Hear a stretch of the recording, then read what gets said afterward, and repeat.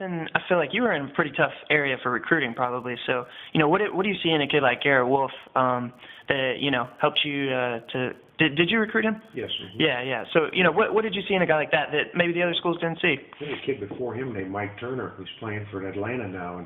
Michael Turner played at NIU? Yeah, I had no idea. Before Garrett. Okay.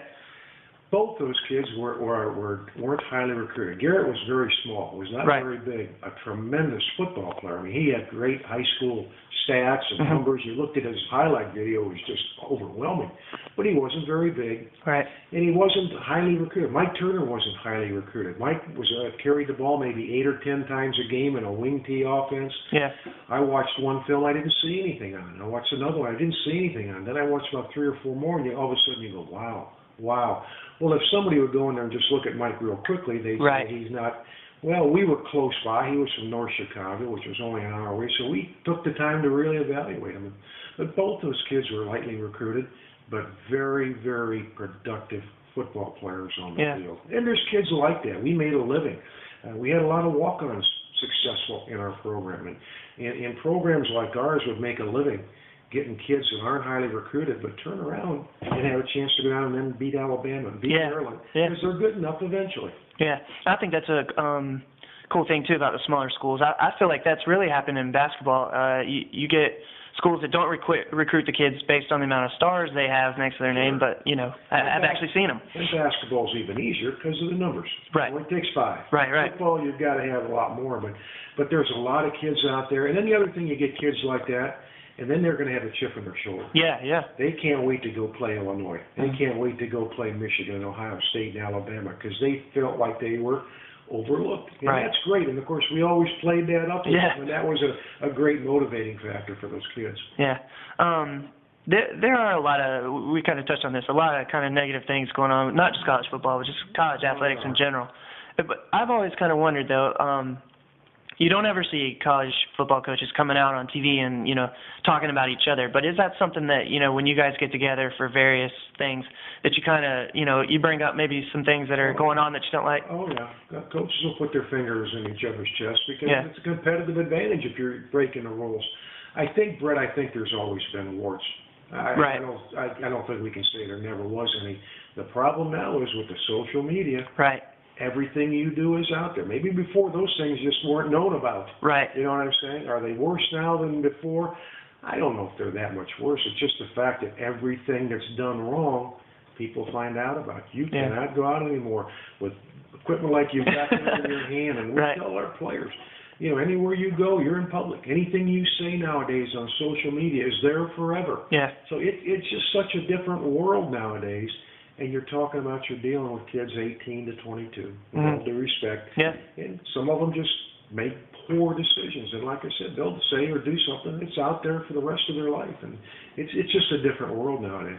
Yeah. Did you ever have any rules regarding stuff like that when you were at your... It was just starting to come into play. I quit 3 years ago. It was just starting to come into play.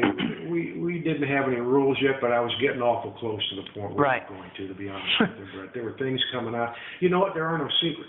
Yeah, you have an open practice, and before you go in the locker room after practice is over, somebody in the stands has tweeted or emailed or it's on some type of site about what went on in practice. I got to the point we shut practices down. Right. Because, like I said, information was getting out about what things were going on, who's practicing, who's not, before we even got in off the field. And that bothered me a little bit. Yeah. The things you took from him, into your own coaching career. As a matter of fact, we're going back to Miami on October 9th. They're going to unveil a statue of Bo on campus there. Cool. And my teammates and I and kids that played for him, guys that played for him, we're all going back to kind of honor him. So we're having a thing for him. But Bo was I had 2 great influences in my coaching career. Bo and Bill Mallory, who I worked for 16 years. And 2 very similar guys. They were both from the Woody Hayes School. They both worked for Woody Hayes. Right. Had a lot of influence.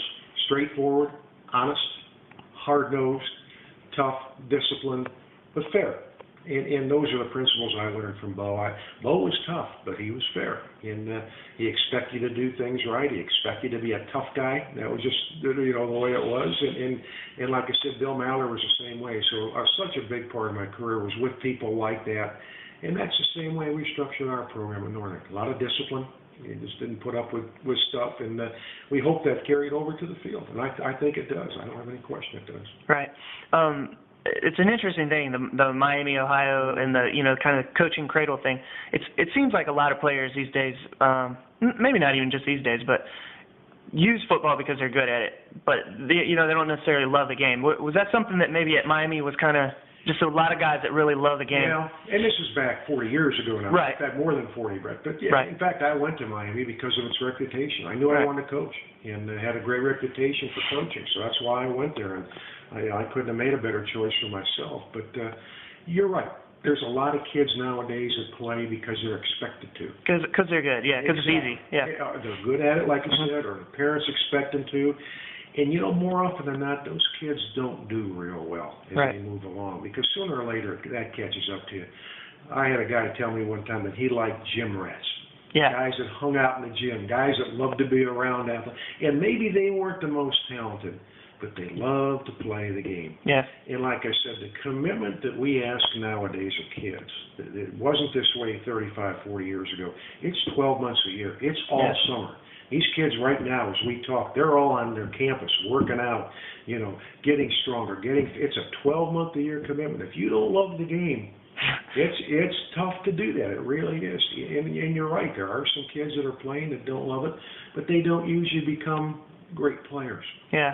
So I mean, when you were at Miami, Ohio, were you one of the ones maybe hanging around talking with the coaches, or is that something you were already thinking about? Yeah. As a kid, the only thing I cared about was sports. That's just the way I grew up. I mean, I used to sleep with my baseball bats. I just loved athletics, and that's why I knew I was smart enough to realize I was not a great athlete. When I played because I was smart. I played hard. It was important to me, but I wasn't the most talented. Right. And I knew my career was not going to go on much past college. I was lucky to play in college.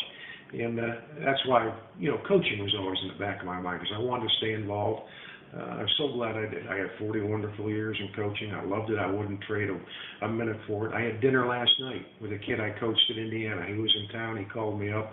My wife and I went down to Marina and dinner with him, Johnny Miller. He's a good linebacker for us at Indiana. And just having relationships like that and being around people like that has really been great. Yeah, that's cool. A lot of the stuff that I've been talking about with you and the other guys have been, negative things in college sports. But what were some of the things that you saw kind of pop up recently that you really liked? Well, that I like? Yeah. Let me say one I don't like. All right, we'll get to the internet stuff. Right. And all the chat lines. I think that drives people crazy. And there's a lot of misinformation on those.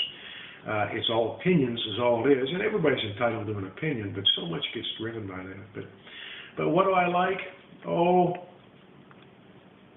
Just the interest that's there, I guess. Unfortunately, I could probably tell you a lot more things I don't like. I'm not saying it's sad. It's so hard. I don't want to be negative with you, but I think the biggest thing is the opportunity that the game gives kids, that it gave me, gave the other coaches you talk to. A lot of us probably wouldn't have gone to college if it wasn't for football. And the opportunities it gave us, the lifestyle that we've had, we're so fortunate to have, especially here, that Chuck and Denny will all tell you it's provided to us because of athletics and football, and we took advantage of it. But if it wasn't for that, God knows what would have happened. So I think just the opportunity that athletics provides for young people, and the one thing I probably should have said right off the bat, athletics is a great teacher. Yeah. And I know the things I learned in the classroom were important, but I learned so many things about life from athletics that to me are more important. And I like to think as coaches we taught a lot of those lessons to the kids we were around. Yeah, like the intangibles that don't fit neatly into a textbook. Hard work, discipline, teamwork, sacrifice. A lot of those things don't get taught like they used to in the old days. You don't have that in the home structure quite like you used to have it way back when. And I think athletics still provides that for people, and I think that's a very necessary thing in our society. Yeah.